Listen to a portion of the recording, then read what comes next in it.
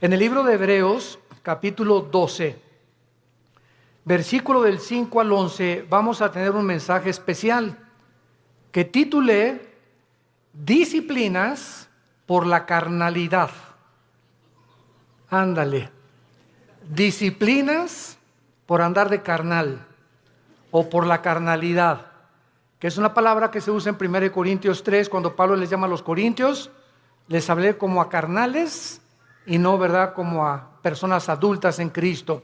Vamos a ver en este pasaje, versículos del 5 al 11, y habéis olvidado la exhortación que como a hijos se os dirige diciendo, Hijo mío, no menosprecies la disciplina del Señor, ni desmayes cuando eres reprendido por Él, porque el Señor al que ama disciplina y azota a todo el que recibe por hijo. Si soportas la disciplina, Dios te trata como a hijos, porque ¿qué hijo es aquel a quien el Padre no disciplina? Pero si se os deja sin disciplina, de la cual todos han sido participantes, entonces sois bastardos y no hijos. Por otra parte, tuvimos a nuestros padres terrenales que nos disciplinaban y los venerábamos. ¿Por qué no obedeceremos mucho mejor al Padre de los Espíritus y viviremos? Y aquellos, ciertamente por pocos días, nos disciplinaban como a ellos les parecía, pero para lo que nos es provechoso, para que participemos de su santidad. Es verdad que ninguna disciplina al presente parece ser causa de gozo, sino de tristeza, pero después da fruto apacible de justicia a los que en ella han sido ejercitados. Este es uno de los pasajes más ilustrativos de la Biblia, de la forma como Dios trata a todos nosotros, a todos los que nos llamamos cristianos por su gracia y su misericordia. Desgraciadamente, muchos cristianos creen equivocadamente que puedes seguir viviendo una vida cristiana de negligencia espiritual, sin preocuparte por discipularte, ni estudiar seriamente la Biblia, ni tener diario devocionales, ni tampoco una vida consistente de oración. Sin embargo, muchas de estas personas que tratan de vivir esta vida, estos cristianos, ignoran, como por eso comienza diciendo que ya se les olvidó, la exhortación que vas a ser disciplinado si no vives de acuerdo a la forma como Dios ha diseñado para que vivas. Pero vamos a ver en este estudio en qué consiste esta disciplina. ¿Cuáles son las bendiciones tan grandes, tan enormes, que los cristianos se están perdiendo por vivir esa clase de vida? Y podemos preguntarnos también, ¿estos cristianos tendrán consecuencias después de la muerte? Porque tendrán consecuencias en esta vida y hay consecuencias después de la muerte también. O sea, que todos vamos a llegar al cielo y todos vamos a ser recompensados de la misma manera. ¿Qué cosa es lo que Dios usa como disciplina a los cristianos que le han querido abandonar? A los cristianos que le han dicho, Señor, en 3 meses nos vemos. Déjame irme de vacaciones y reventarme las vacaciones, etcétera, etcétera. Y después de la Navidad te vuelvo a ver. En enero tengo una cita contigo en la iglesia, Señor. El primer domingo comenzamos otra vez la vida cristiana. ¿Cuánto tiempo cree un cristiano o cristiana, desde luego, que puedes vivir sin que Dios haga algo para regresar otra vez a tener la comunión con Él? Vamos a ver todas estas respuestas en la Biblia y vamos a comenzar con la apostasía. La palabra apostasía, apistemi en el griego, significa salirse del camino, apartarse del camino o vulgarmente brincarse las trancas. O sea, la Biblia diseña a la iglesia como un corral donde Cristo es el pastor, nosotros las ovejas, Y cuando una oveja se quiere saltar del corral, pues ¿qué pasa, verdad? Pues es que yo quiero encontrar otros pastos, engañada de que fuera del corral hay mejores pastos o mejor vida, lo cual es completamente mentira, porque fuera del corral están los lobos esperando comerse las ovejas. Dice el cuento que había una ovejita que le llamaban la rebelde de Tlanepantla. Y esta ovejita se brincó una vez el corral y fue el pastor por ella y se la trajo cargando. Y se brincó 2 veces el corral y el pastor fue por ella. Y la tercera vez que esta ovejita de Tlanepantla se brincó el corral, entonces el pastor fue y le rompió una pata a propósito. Y le dijo: prefiero que aquí dentro del corral estés cojita y manquita a que te salgas y te vuelva a comer el lobo. Entonces muchas veces Dios tiene que recurrir, como lo vamos a ver, a disciplinas extremas, que son muy raras veces. Pero Dios prefiere 1000 veces, y Cristo lo dijo en Marcos con estas palabras: es mejor que entres al cielo cojo y ciego y manco, a que entres entero y te vayas al infierno. Veamos pues entonces que dentro de la apostasía hay 2 clases de apóstatas. Esto es muy importante. La Biblia nos advierte claramente que mientras más nos acerquemos al final de la segunda venida de Jesucristo, aumentará la tendencia a abandonar los principios cristianos. La presión del mundo sobre la iglesia, sobre tu vida y sobre mi vida, ejercerá dentro de ti por no estar lo suficientemente blindados, por no tener las suficientes convicciones firmes en nuestro corazón de lo que creemos, que vamos a ser seducidos por el mundo. En Mateo 24:12, Cristo dijo: por haberse multiplicado la maldad, como en el siglo XXI hemos llegado al último grado de maldad. ¿Saben ustedes cuál es el último grado de maldad? Llamarle a lo bueno malo y a lo malo bueno. Y cuando llegamos al punto donde reconocemos y legislamos las naciones, o más bien legislan las naciones los matrimonios entre los hombres y entre las mujeres, es el síntoma más grande que existe de descomposición social.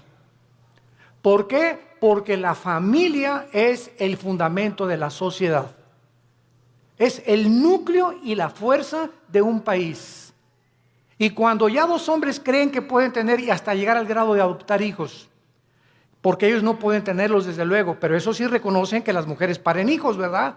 Y no podemos nosotros, pero vamos a buscar quien nos lo tenga por nosotros y lo vamos a adoptar.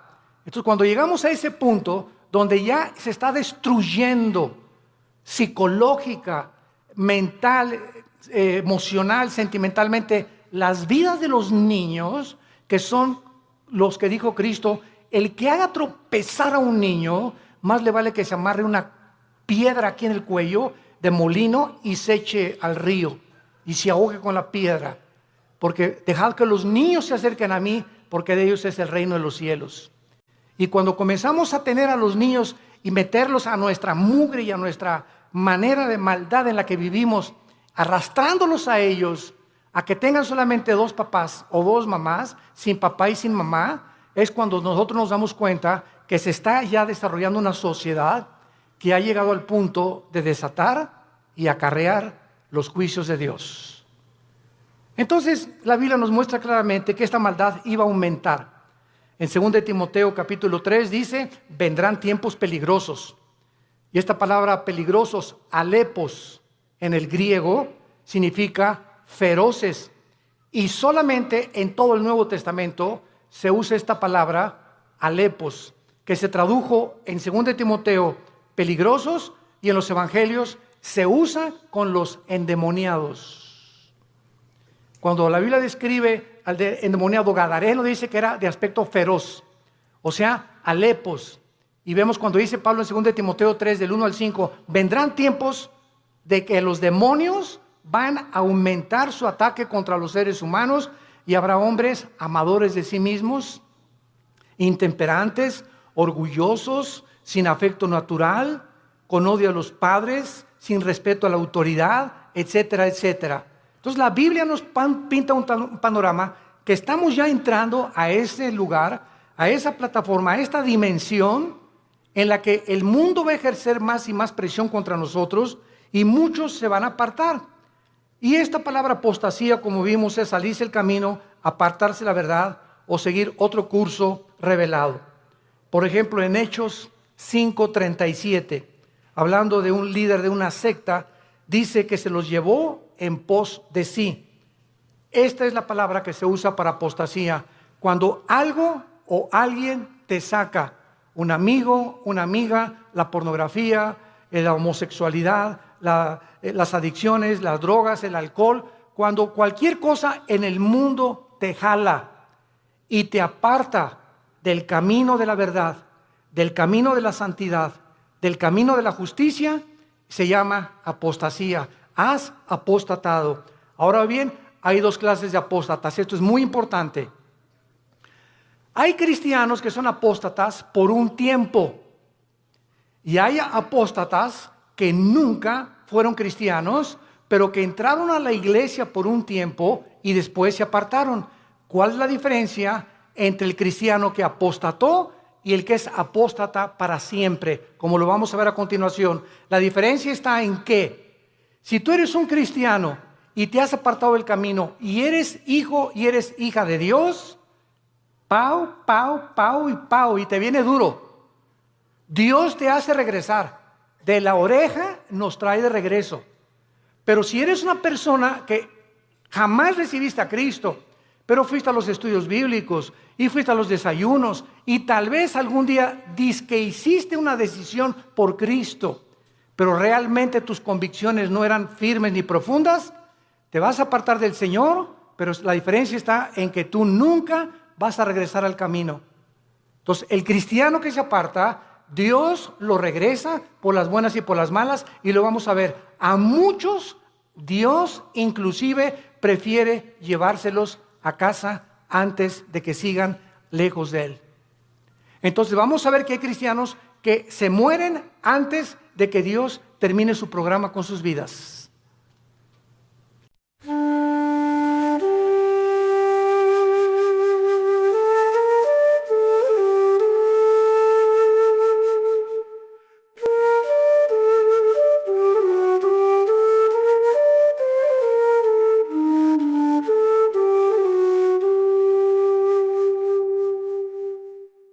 My heart has been breaking since I was overcome by love. What kind of sorrow is this? I do not have the strength to describe the sorrow in my heart. I cannot bear being apart from you. Yes, I know. Yes, He knows. Yes, I know. My soul is on fire because we are apart. I want to join my beloved. I do not have the strength to describe the sorrow in my heart. I cannot bear being apart from you. Yes, I know. Yes, He knows. Yes, I know. My soul is on fire because we are apart. I want to join my beloved. My heart is heavy because I am alone. I want to see my beloved. I feel like a nightingale that cries in pain, trapped in a cage. I want a flower garden.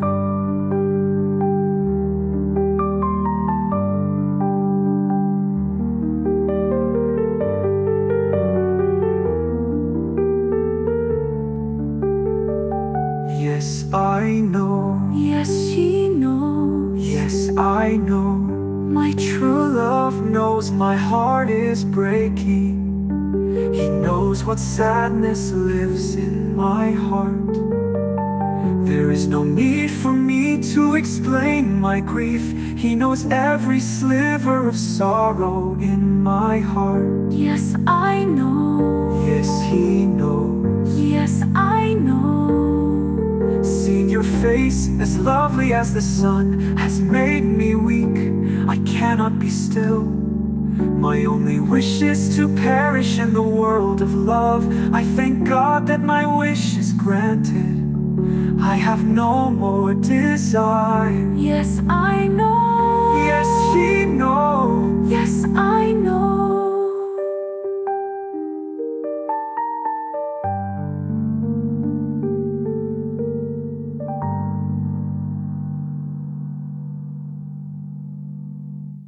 Your movements tantalize me. Your smile like a flower makes me weep. Your sweet scent renders me motionless. Your tousled hair drives me mad.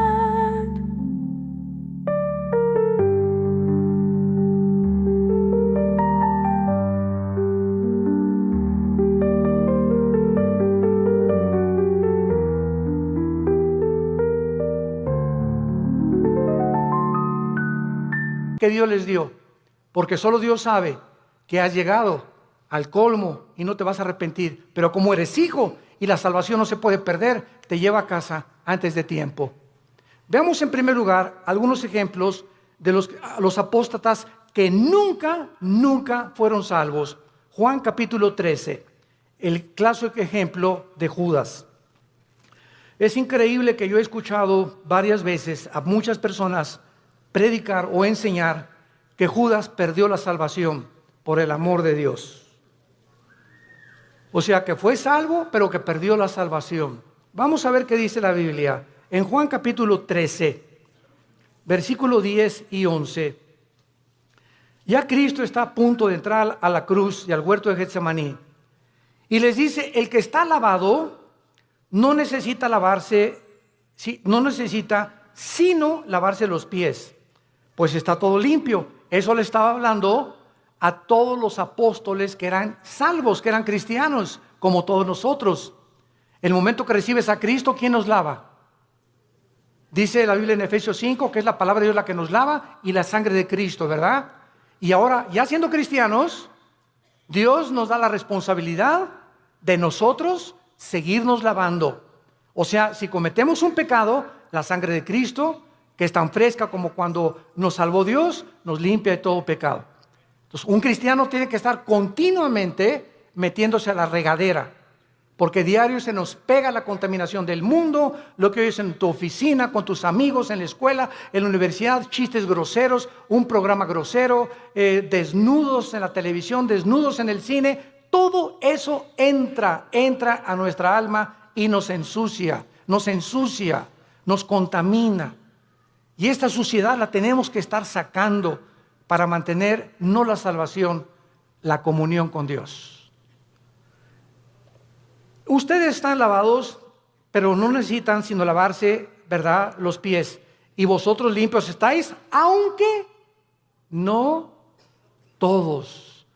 O sea, había alguien ahí dentro del grupo de Cristo que no había sido nunca lavado. Ustedes sí están lavados y ahora necesitan sola, pero hay alguien entre ustedes que no está lavado, porque sabía a quién le iba a entregar. Por eso dijo, no están limpios todos. Judas nunca fue limpiado de sus pecados, jamás. Versículo 18. No hablo de todos vosotros.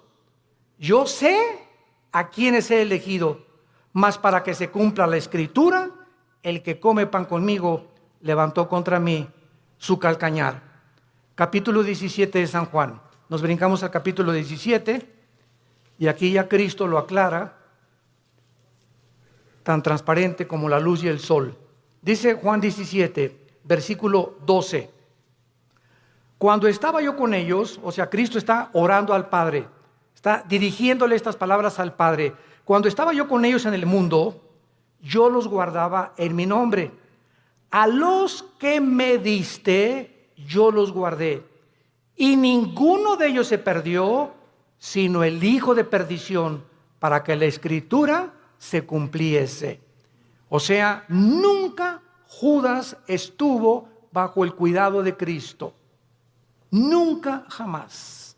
Los guardó de Satanás y los guardó del mal. Cuando vino Satanás a atacar a Pedro, ¿se acuerdan? Que le dijo Cristo: oye, Satanás ha pedido tu alma para zarandearte. Y Pedro, muy macho: no, yo no me voy hasta la muerte contigo. Espérame, Pedro, el gallo va a cantar 3 veces y tú me vas a negar. Entonces Pedro y Judas, los dos, traicionaron a Cristo. Los dos le volvieron la cara a Cristo, porque Pedro negó a Cristo 3 veces. ¿Y cuál fue la diferencia? Que cuando Pedro le negó, vean esto, cuando Pedro negó a Cristo, en ese momento Cristo se encontraba como a 10 metros de Pedro. Y cuando Cristo volteó a ver a Pedro, Cristo lo volteó a ver con los ojos moros. Ya había sido golpeado Cristo. Imagínense ustedes a Pedro, en el momento que canta el gallo, volver a Cristo, y Cristo con sus ojos moros, adolorido por los golpes que los soldados ya le habían dado, lo ve a Pedro diciéndole: ya ves, pero sabes una cosa, te sigo amando. ¿Y cuál fue la diferencia con Judas? Judas entregó a Cristo por 30 monedas de plata, y sin embargo, cuando tuvo las monedas de plata, nunca creyó que Jesús era el Mesías, porque si hubiera creído, se hubiera arrepentido y le hubiera pedido perdón. ¿Qué hizo Judas? Agarró las 30 monedas de plata y las tiró. Y fue y se quitó la vida. Se suicidó. Se colgó de un árbol. Dice en Hechos capítulo 1 que se rompió, ¿verdad?, la rama del árbol y cayó de las piedras y todas se estripó completamente. Murió ahorcado y con todo el vientre abierto, comido por los gusanos. Así acabó Judas. Judas nunca, jamás fue salvado. Y en el capítulo 18, dice en el versículo 8 de Juan también: respondió Jesús: os he dicho que yo soy, pues si me buscáis a mí, dejad a ir estos, para que se cumpliese aquello que había dicho: de los que me diste, no perdí ninguno, más que, como dijo anteriormente, el hijo de perdición. Ahora, el apóstol Pedro, seguimos estudiando las personas que nunca fueran salvas. Carta segunda de Pedro, capítulo 2. Aquí el apóstol Pedro claramente habla en el capítulo 2 y describe las características de todos los falsos profetas. De todos esos que pueden predicar y pueden ser hasta pastores, pueden ser predicadores, ¿verdad? Inclusive que no tienen la salvación y que jamás fueron salvos. Y dice en Pedro, versículo 21 y 22, describiendo ya todas sus características de estos falsos maestros y profetas que menciona en el versículo 1 y versículo 2, dice el versículo 21, segunda de Pedro 2, 21 y 22, porque mejor les hubiera no haber conocido el camino de la justicia. O sea, hay personas que conocían que Jesús era el Cristo, que Jesús murió por sus pecados por ellos, y conocían que Cristo era la verdad y que la Biblia era la verdad. Mejor les hubiera sido no haberlo conocido, que después de haberlo conocido, volverse atrás del santo mandamiento que les fue dado. Escuchen: pero les ha acontecido lo del verdadero proverbio: el perro vuelve a su vómito y la puerca lavada a revolcarse en el lodo o en el cieno. Aquí Pedro, de una forma ya inequívoca, describe que todas estas personas nunca fueron salvas. ¿Cómo lo dice Pedro? ¿Qué hace un perro cuando vomita? Se vuelve a comer lo que salió, ¿verdad?, de su estómago. ¿Por qué lo hace? ¿Por qué lo hace? Pues porque es perro. Si no fuera gato, los gatos no lo hacen, los leones no lo hacen. Ahora, ¿por qué un puerco? Agarras al puerquito, oink, oink, oink, oink, y lo lavas y le pones Chanel y le pones un moño y todo, y lo sacas del lodo y lo envuelves y lo que tú quieras, y huele a Chanel número 5. Y a los 5 minutos el puerco, oink, oink, oink, oink, oink, se revuelca en el lodo otra vez. ¿Por qué no duró nada bañado y champuceado y perfumado? Porque es puerco. Ahora, para que el perro ya no regrese a su vómito, ¿qué se necesita? Cambiar su naturaleza, dejar de ser perro. Para que el puerco no regrese al lodo, necesita ser otro tipo de naturaleza, tener la naturaleza de otro animal, porque los puercos, esa es su naturaleza, el lodo, y los perros el vómito. Aquí está hablando Pedro, que estas personas, su naturaleza nunca fue cambiada, porque si hubiera sido cambiada, no regresarían a hacer lo que hicieron antes de conocer a Cristo. ¿Me van siguiendo? Esta es la grande diferencia de las personas que nunca fueron salvas. En 1 Juan 2:19, el apóstol Juan dice, 1 Juan 2:19, salieron de nosotros. Oye, don Pancho, pero si tú ibas a la iglesia ahí en el Cine Apolo hace 15, 20 años, o te vimos aquí en la iglesia, te fuiste a los estudios conmigo, oye, tú estuviste en el LITI, tomaste todo el curso del LITI, compadre, y ahora te estás divorciado, estás con otra señora, te has cometido adulterio, etcétera, etcétera, y te contesta tu compadre, sí, ¿y qué? Chale. Ya en ese momento te das cuenta, ¿verdad?, que ya hay algo raro. A una persona que fue cristiana, pues sí, ¿verdad?, y me duele, ¿verdad?, y lo que tú quieras, pero estas personas salieron de nosotros, pero no eran de nosotros. Porque si hubieran sido de nosotros, dice 1 Juan 2:19, hubieran permanecido con nosotros. Salieron para que se manifestara que no todos los que vienen a la iglesia son y pertenecen al cuerpo de Cristo. Todas las iglesias, esta y todas las en el mundo cristianas, todas las iglesias, sin excepción, son una mezcla del trigo y la cizaña. Así que el que está a tu lado a la derecha, aunque tengas cara de Santa Rita de Casia, y el que está atrás de ti, que tiene cara en Clodomiro, no son todos lo que aparecen ser. Entonces no te decepciones y no te desilusiones. Ay, ¿qué es en esa iglesia? Nadie me amaba. ¿Y te acuerdas de esa persona? Y así son los cristianos. Espérame tantito, así no son todos los cristianos. Si un avión se cae con un piloto porque iba borracho, no significa que todos los pilotos de American Airlines son borrachos. Si un carro de carrera choca, no significa que todos son tan tontos como el que chocó. Entonces no puedes generalizar. Entonces tenemos que entender eso. La iglesia es una mezcla y no todos son lo que son. Hay un remanente en todas las iglesias de verdaderos hijos e hijas de Dios. Y solo el tiempo dirá verdaderamente quiénes son los que permanecieron hasta el final. Muy bien, veamos ahora los que son salvos. Proverbios capítulo 3, los apóstatas que son salvos, pero que regresan porque son hijos de Dios, y Dios, hay su promesa, al que ama, disciplina. Y si no hay disciplina es porque nunca fuiste hijo de Dios. Por eso sigues haciendo lo que te da la gana. Porque si fueras hijo de Dios o hijas de Dios, ¿desde cuándo Dios que ya te hubiera surtido? Y bien surtido. Pero sigues igual de hace 1 o 2 años precisamente porque nunca has pertenecido a la familia de Dios. Dice en Proverbios 3, versículo 11 y 12, no menosprecies, hijo mío, le está hablando a sus hijos, el castigo de Jehová, ni te fatigues de su corrección, porque Jehová al que ama castiga como al padre a quien quiere. Vamos a ver que en el Antiguo Testamento los castigos eran diferentes de los castigos del Nuevo Testamento. Y Dios trataba de una forma a los cristianos, porque no eran cristianos, ¿verdad? Cristiano significa lleno del Espíritu. A las personas que formaban parte del pacto abrámico y a los que no formaban parte del pacto abrámico davídico palestino. Entonces era muy diferente, lo vamos a ver más adelante. Veamos ahora en Lucas 15, ¿se acuerdan del hijo pródigo? Bueno, dice la Biblia, un padre tenía 2 hijos, todo el mundo conoce esta historia del 11 en adelante. Y de repente uno de los hijos le dice, oye viejo, dame toda la herencia, échame mis centavitos que me pertenecen.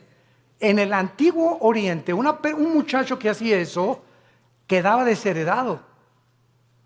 Porque era el peor pecado que pudiera hacer, dame el dinero. No era hasta que el padre se moría que podía dar la herencia. Pero este muchacho ya quería quemarse la herencia. Y le dice al padre, dame mi herencia. Y el padre respeta su libre albedrío, respeta su decisión. Aquí está, hijo, tu herencia. Y el hijo se fue, como todos sabemos en la historia, y desperdició sus bienes y a los discos, en chavas, en por acá, en bailongos, etcétera, etcétera, y que el cha-cha-cha, y que el twist, y que por acá. Y entonces se acabó el dinero y comenzó a buscar trabajo y no encontró trabajo. Había ya deteriorado su salud y encontró trabajo alimentando puercos. Alimentando puercos. Y entonces fíjense ustedes, estando el hijo pródigo en la condición en la que se encontraba, alimentando puercos, de repente algo pasó en su vida. ¡Pum! Algo lo hizo despertar y ver la realidad de lo que él había hecho. Y no en todos, a muchos Dios los deja. Pero como era hijo, tuvo que despertar la realidad. Y entonces dijo, ¿cuántos hombres en la casa de mi padre que no son sus hijos? Yo era su hijo. Los obreros de mi padre tienen cama, tienen comida, buena comida. Y yo que soy hijo estoy alimentando puercos. Esto haré. Ahí está la conciencia que no todos tienen. ¿Por qué la tuvo él? Porque era hijo. Esto haré. Regresaré e iré con mi padre y le pediré perdón. Y le diré, Padre, no vengo a nada. Vengo a que me hagas hasta atrás y no quiero ni siquiera que tener los privilegios que tienen tus hijos. Hazme como un obrero como todos los demás. Y el padre no estaba con un bate de béisbol esperándolo, ni con un garrote. El padre se retrata en la Biblia, en este pasaje, que siempre todos los días, con sus brazos abiertos, mirando al horizonte, siempre esperando y sabiendo que como era su hijo, tenía que regresar algún día. Y Dios sabe que nosotros, cuando nos alejamos de Él, siempre nos está esperando a que regresemos, que le pidamos perdón, porque nos ama, está enamorado de nosotros. Dios está enamorado de nosotros. No te imaginas cuánto te ama Dios, que dio a su hijo. A su hijo lo dio por ti y por mí, para que tú y yo jamás nos alejemos ya de Él. Y cuando nos alejamos, Él prefiere 1000 veces dejarte cojo, manco, hacer algo para que regreses, porque eres su hijo. Y nunca, nunca, nunca nadie nos podrá separar de Él. Nadie, porque somos sus hijos. Y el padre gritó, traigan el mejor becerro y vamos a hacer una fiesta, y traigan un anillo y pónganselo en el dedo, y traigan las mejores ropas, que significa la justicia de Cristo. Y entonces, ¿por qué el hijo regresó? Porque nunca perdió su calidad de hijo, nunca. Y este es un ejemplo clásico de una persona que es hijo, se aleja de Dios, pero regresa a Dios, porque somos hijos, tenemos que regresar, tarde o temprano nos convence Dios para regresar con Él. Y si no nos regresamos, y si lo que nos hace Dios para regresarnos no nos sirve, nos prefiere llevar a casa, antes de que el camino sea blasfemado por tu culpa o por mi culpa. Veamos otro ejemplo en 1 Corintios 5, vamos al Nuevo Testamento. 1 Corintios 5. Aquí está un caso tremendo de un muchacho que pues no era como nosotros, ¿verdad? Nosotros tenemos la Biblia completa. La iglesia de Corinto era la iglesia más carnal de todas las iglesias del Nuevo Testamento, pero eso sí, tenían todos los dones, pero eran carnales. Dice 1 Corintios 5, de cierto se oye, dice Pablo escribiéndoles, que hay entre ustedes fornicación. O sea, me han llegado noticias de que en la iglesia hay inmoralidad. Y tal inmoralidad o tal fornicación, cual ni aún se nombra entre los gentiles, o sea, ni en las personas del mundo, tanto que alguno tiene la mujer de su padre. O sea, había un miembro en la iglesia de Corinto que estaba teniendo relaciones con su madrastra, con la mujer de su papá. Y dice Pablo, y ustedes, les habla a los líderes, están envanecidos. ¿No debieran más bien haberse lamentado para que fuera quitado de en medio de vosotros el que cometió tal acción? O sea, Pablo dice, oigan, ¿por qué no han reaccionado? Ustedes están conscientes que este muchacho está teniendo relaciones con su madrastra y lo dejan seguir asistiendo a la iglesia. ¿Y qué lo debemos de correr? Pues traerlo para enfrente, ¿verdad? Y enfrentarlo con su situación. Ahora tenemos la Biblia y nos damos cuenta que los líderes, cuando sabemos que alguien vive pecado, la iglesia es un hospital y te vamos a ayudar.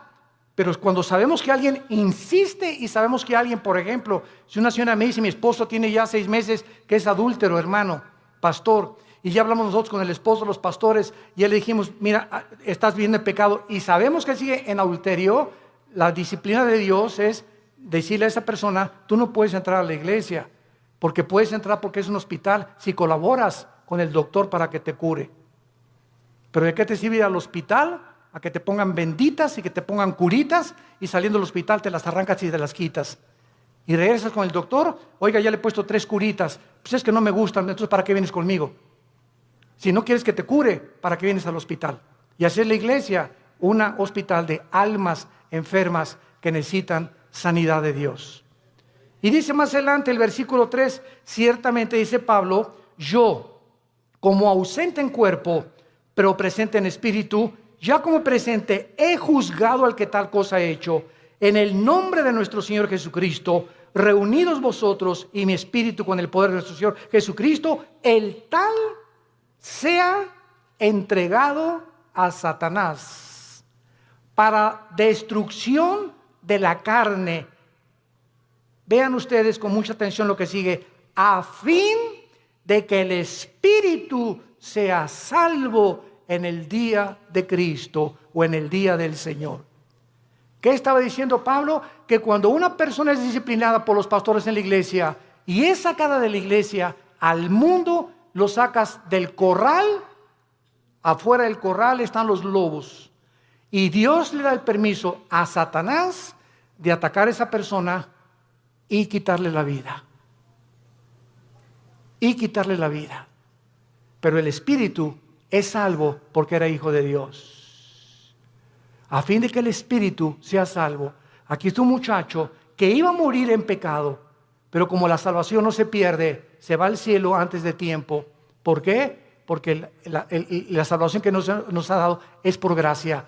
Para que nosotros seamos salvos y entendamos esto, no puede haber ninguna obra buena antes de la salvación, ni ninguna obra buena después de la salvación, para que nosotros seamos mantenidos siendo salvos.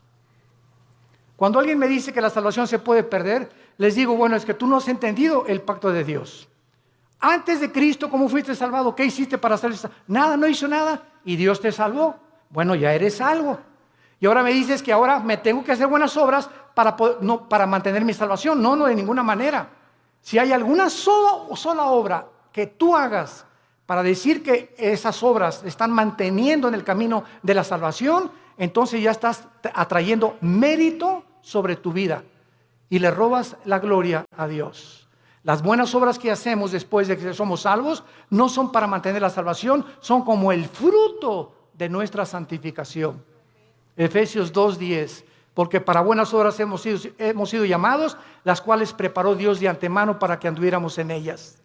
Entonces, las buenas obras que yo hago después de Jesucristo implican y dan testimonio que soy hijo de Dios, pero no hago buenas obras, ni me porto bien para decirme, Señor, ya pequé, ya perdí la salvación, ya perdí el nuevo nacimiento, mañana nazco de nuevo, ¿verdad? O ya pequé, el Espíritu Santo ya me selló, pero ya se fue porque ya perdí la salvación, pero el año que entra que regrese a ti, me vuelves a sellar, ¿verdad? Imagínense ustedes este estado tan absurdo espiritual de una persona. Entonces, si pierdes la salvación, ya no vuelves a ser renacido de nuevo, ya regresaste a la eternidad, otra vez al estado en que te encuentras. ¿Puede un bebé que nazca regresar al vientre de su madre otra vez? Imagínate, no me gusta aquí afuera, mejor me regreso adentro. Y el bebé lo meten dentro de la panza de la mamá, ¿verdad? De la matriz de la mamá. Es absurdo, es exactamente la salvación. Veamos otro ejemplo en Santiago capítulo 5, de personas que son cristianas, pero pecaron, pero están en peligro muy grave de ser disciplinados por Dios. Santiago 5, versículo 19 y 20. Hermanos, ¿a quién le está hablando? A hermanos, a cristianos.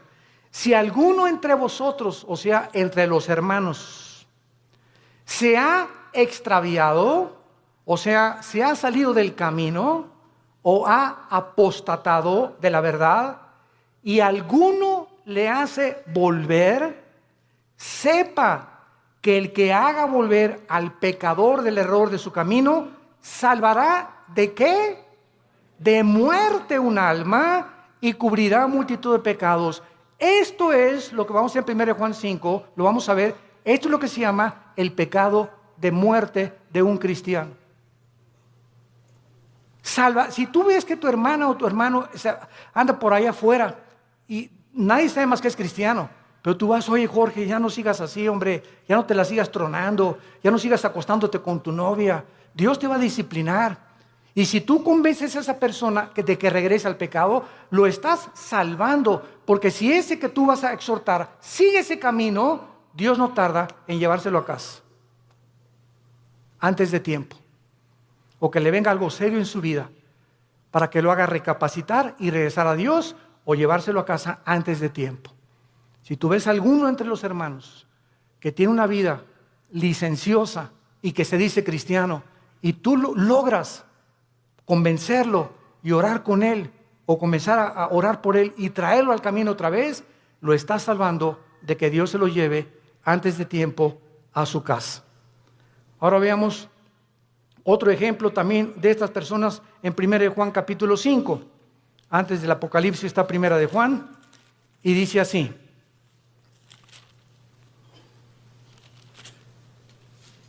Primero Juan capítulo 5, versículo 16.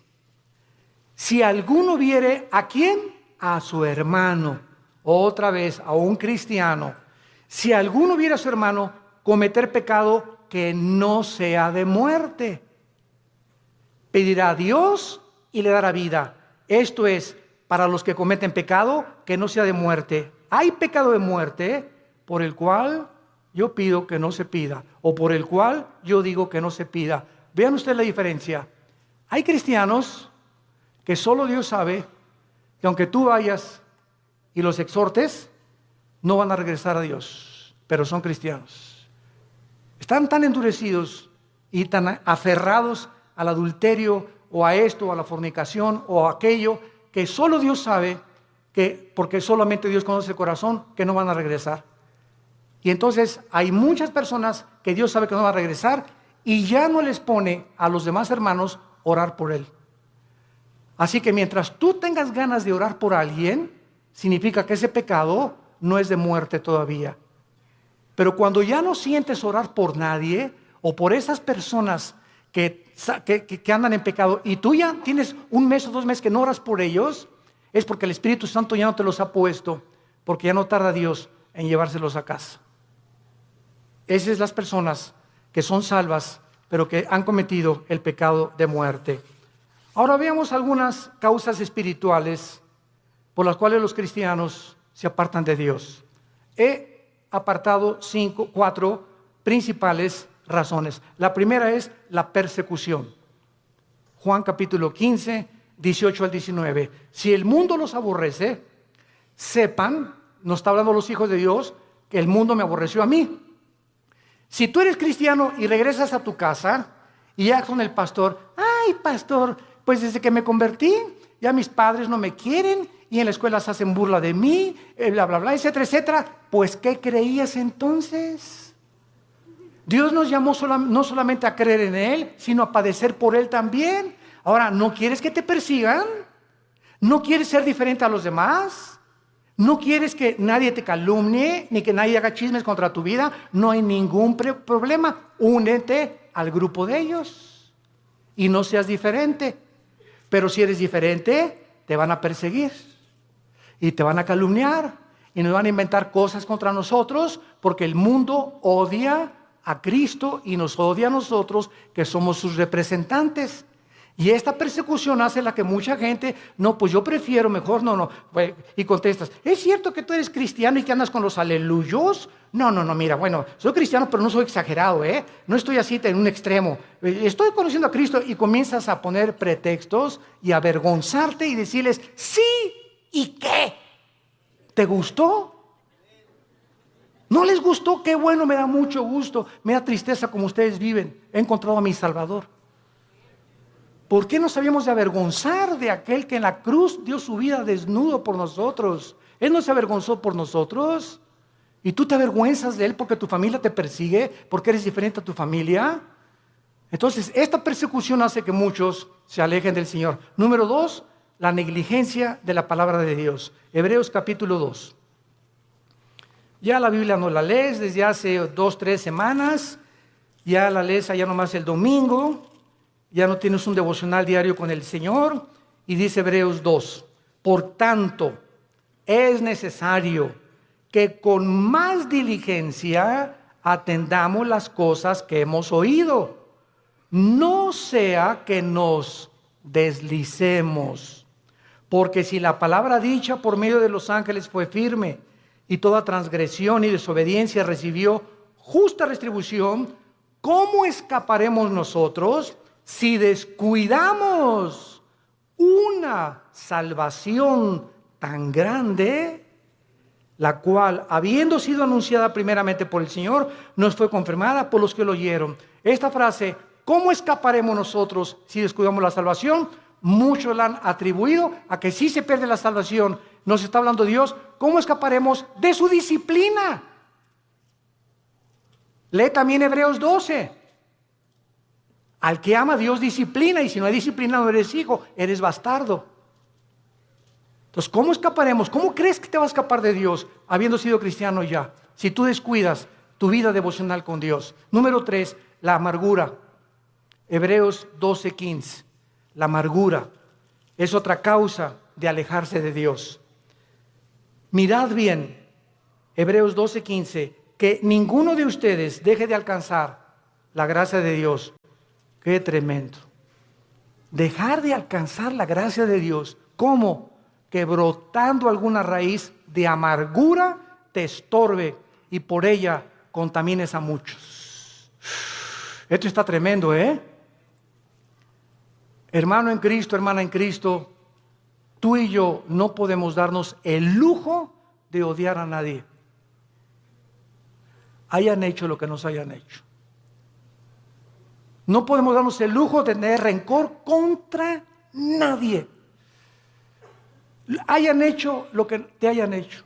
Que te violaron, que te robaron, que te golpearon, que tus papás, lo que hayas atravesado en la vida, perdónalo. Perdónalo. Perdónalo. Que no puedo perdonarle, cae de rodillas, Señor, díselo, no puedo perdonar. Gracias, hija, porque eres honesta. Padre, si tú no me das el poder de perdonar a Pancho o a Lucrecia o a Carlita, etcétera, etcétera, o al perro que me mordió, no tengo la capacidad de perdonar. Pero si tú eres cristiano y estás en tu corazón en este momento que me escuchas, tienes algo contra alguien que te ha lastimado en el pasado, ten mucho cuidado, porque el rencor se vuelve en amargura. Y cuando un cristiano está amargado, cierra el cielo. Cierra el cielo. ¿Qué es la gracia? No es la gracia santificante, no es la gracia salvífica, está hablando de la gracia santificante. ¿Qué es la gracia? Diario el cristiano necesita poder de Dios, diario necesito el poder de Dios al venir a su palabra para que me dé el poder de vivir para Él. Porque separado de Él yo no puedo hacer nada. Entonces la amargura me bloquea la gracia de Dios y me quedo sin poder. Me quedo en mi propio poder, en mi propia carne, porque algo está bloqueando que Dios me ayude y me saque del pozo de la desesperación, de la red en que he caído, de la trampa que te pusieron. ¿Qué cosa es? La amargura. Es el más grande veneno en la vida de un cristiano. Y número 4, el amor al dinero. Primera de Timoteo 6, versículo 10. Porque raíz de todos los males no es el dinero, es el amor al dinero. Gracias a Dios por las familias ricas y los millonarios, porque la obra de Dios tiene que sostenerse. Si no hay dinero, no hay misioneros. Si no hay dinero, no hay construcciones. Si no hay dinero, no hay televisión. Si no hay dinero, no hay viajes. El dinero no es malo. El malo es amar lo que tú tienes. Cuando tú amas más lo que tú tienes que la obra de Dios, te va a hacer que te alejes de Dios. Dijo Cristo en Marcos, hablando de la parábola del sembrador, pero muchos, el afán del mundo y de las riquezas, entran y ahogan la palabra y nunca das fruto. Estas son las razones por las cuales tú puedes alejarte de Dios. Ahora veamos rápidamente en 2 Samuel 7 las consecuencias que sufrieron en el Antiguo Testamento los que eran y pertenecían al pueblo de Dios, o sea, los que tenían garantizada ya la salvación, de forma diferente a la de nosotros, porque no tenían el bautismo del Espíritu Santo, pero la forma en que eran de Dios. 2 Samuel capítulo 7, veamos la disciplina de Salomón. La Biblia menciona 3 consecuencias principales del pecado en un cristiano. Número 1, la disciplina. 2, la muerte, que ya lo vimos. Y 3, la pérdida de recompensas en la otra vida. En otras palabras, si tú te mueres siendo cristiano en pecado, o en un pecado, porque pues quién se va a morir sin pecado, ¿verdad? El único sin pecado ha sido Jesucristo. Si yo me muero, estás ahí en el hospital y ya te da el síntoma, y una enfermera guapa y le haces, ¿qué tal, enfermerita? Ya le echaste ojitos, ¿verdad? Y ¡pum! Te mueres. Te llevaste ese pensamiento al otro laredo, ¿verdad?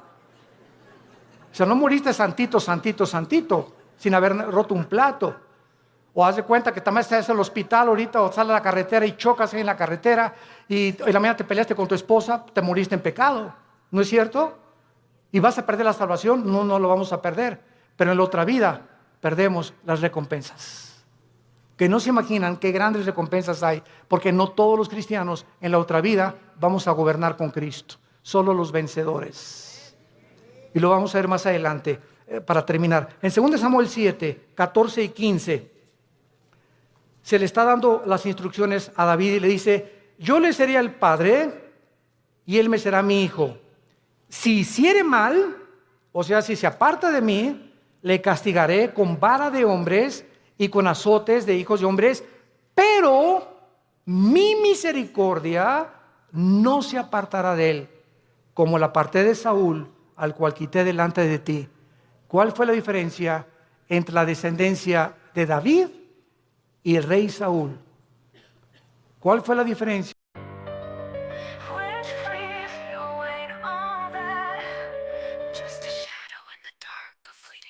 Your art's a mirror, just reflects the void. No spark, no flame, just a bitter ploy. All I see is emptiness, cold and steep, a hollow echo where your soul should be. You claim to create, but it's all the same. A loop of nothing playing your own game. Your insults are weak, like whispers in the breeze. Fragile as glass, shattered with ease. Which please, you ain't all that. Your crown's just dust in the wind, no tact. Your name's a shadow, you're worth the wraith. In this twisted waltz, you lose your pace. You paint with words, think you found your place, but all you draw is emptiness, a hollow embrace. A maze of thoughts lost without a trace. In your world of silence, there's no saving grace. Your words are daggers, but they never land. Just echoes in the air, nothing grand. You claim to create, but it's all the same. A loop of nothing playing your own game. Your insults are weak, like whispers in the breeze. Fragile as glass, shattered with ease. Which please, you ain't all that. Your crown's just dust in the wind, no tact. Your name's a shadow, you're worth the wraith.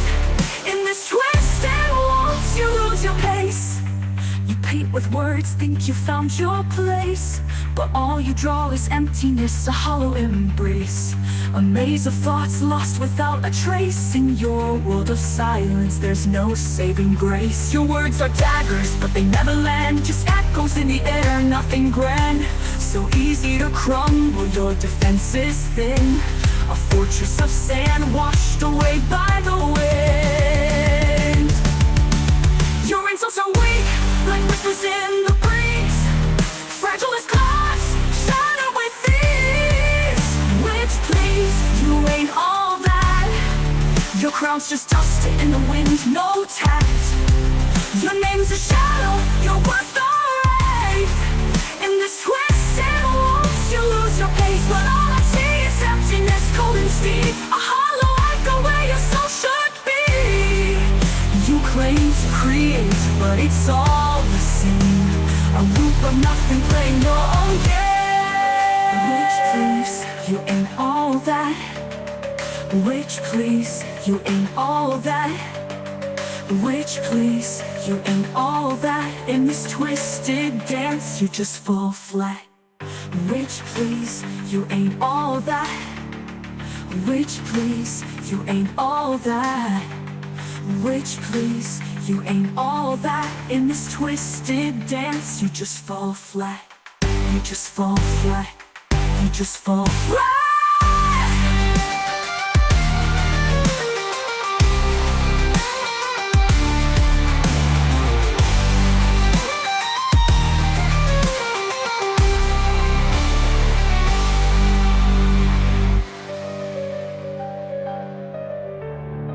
Entre Pedro y entre Judas, en que aunque nosotros nos portemos mal y aunque nosotros intentemos alejarnos de Dios, si somos hijos e hijas de Dios, su misericordia es más alta que los cielos. Y Dios va a hacer algo para que regreses y para que yo regrese a la comunión con Él. Y va a ser disciplina. La palabra disciplina es interesante porque viene de la palabra paidego, viene de la palabra pedagogo, que significa el que forma el carácter o el maestro.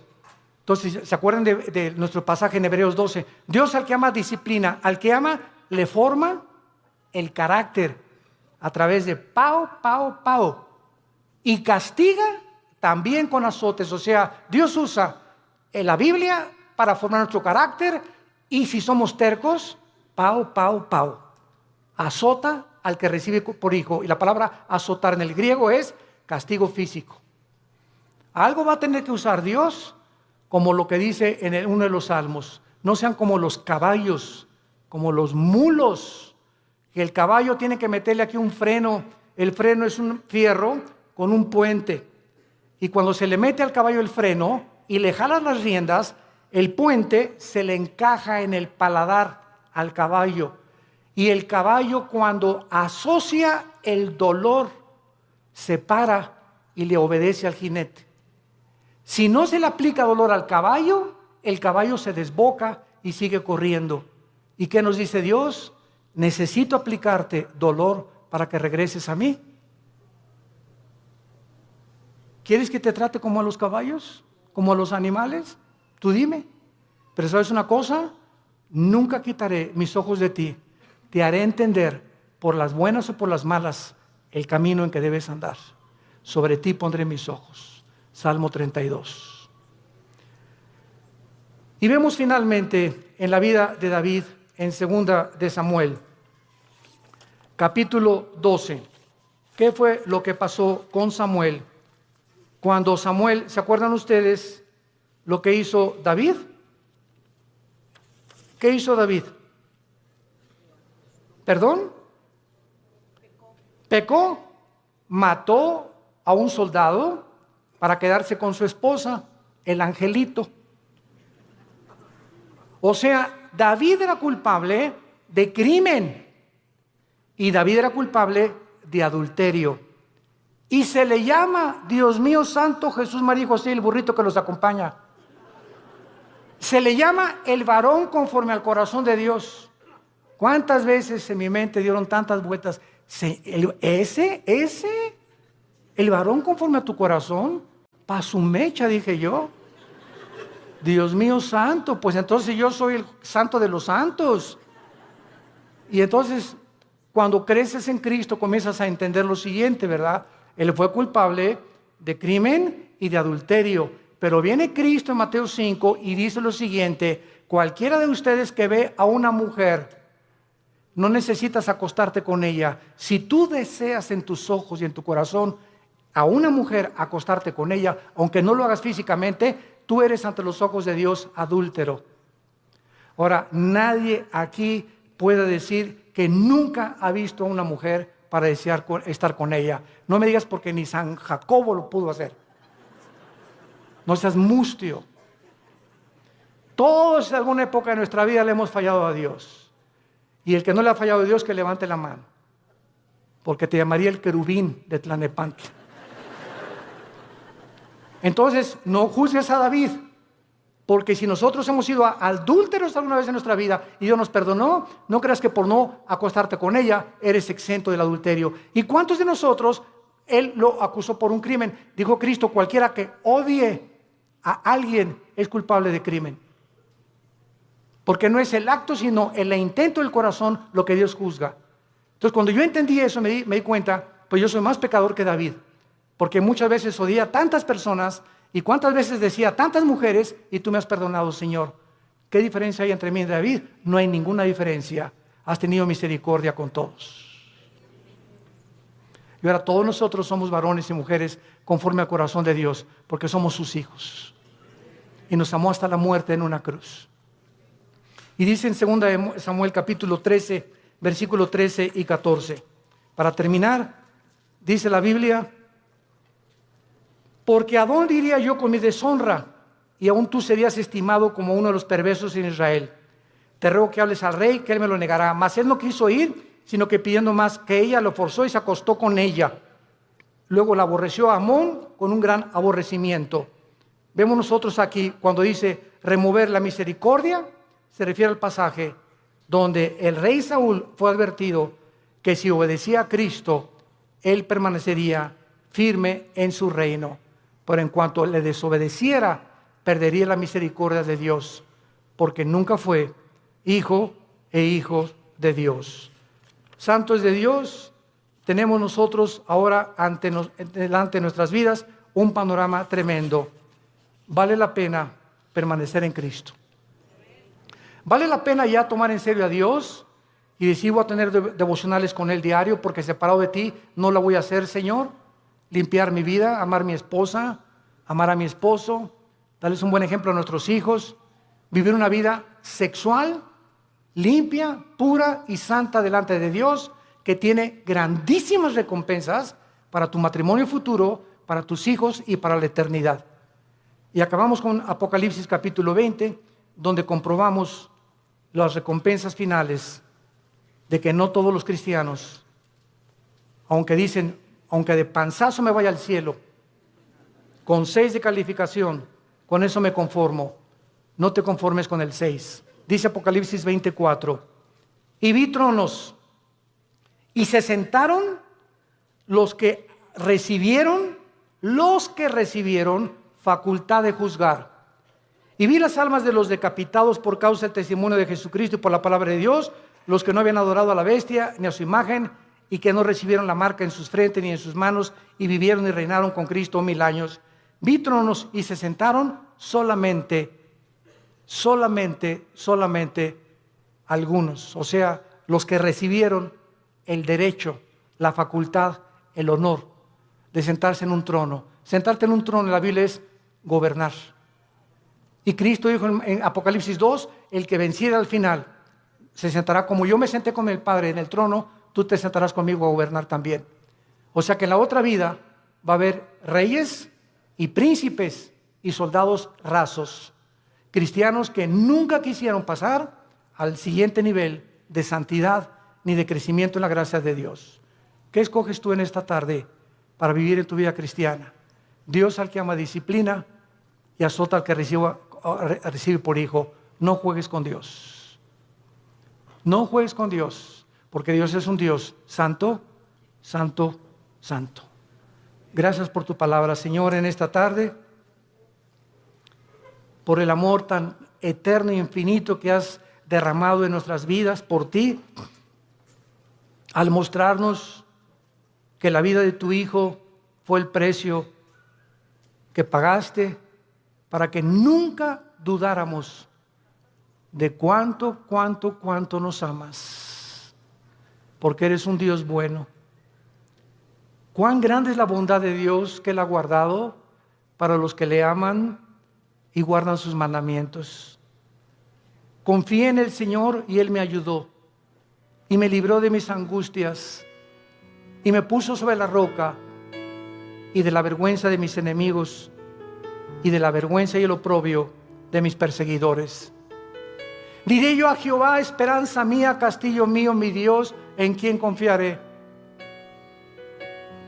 Castillo mío, mi roca. Torre fuerte es el nombre de Jehová. A él correrá el justo y seremos levantados. Dios en esta tarde te está hablando, tú que has alejado tu camino de él. Ustedes que nos ven por la televisión y por los medios de las redes sociales, si tú has escuchado este mensaje y sabes que Dios te está diciendo, regresa mi hijo mío, regresa hija mía, te estoy esperando desde hace muchos meses o años. Y si estás oyendo mi voz es porque eres mi hijo y porque eres mi hija. Y tus lágrimas que yo veo me dan evidencia de tu arrepentimiento. Ven a mí, te estoy esperando, no para castigarte ya, sino para vestirte con mi justicia, para que celebremos juntos la fiesta otra vez, para devolverte el gozo de la salvación y para que sigas caminando en mi mano y jamás te apartes de mí, porque ciertamente el bien y la misericordia te seguirán todos los días de tu vida y algún día estarás conmigo en casa, dándome las gracias de todo lo que hice por ti y del amor eterno con que te he amado. Ven a mí, arrepiéntete de tus pecados y entrégale tu vida a Jesucristo. Y dile, Señor, perdóname haberme alejado de ti. Regreso a ti con todo mi corazón y con todas las fuerzas de mi alma. Gracias por haberme hablado esta mañana.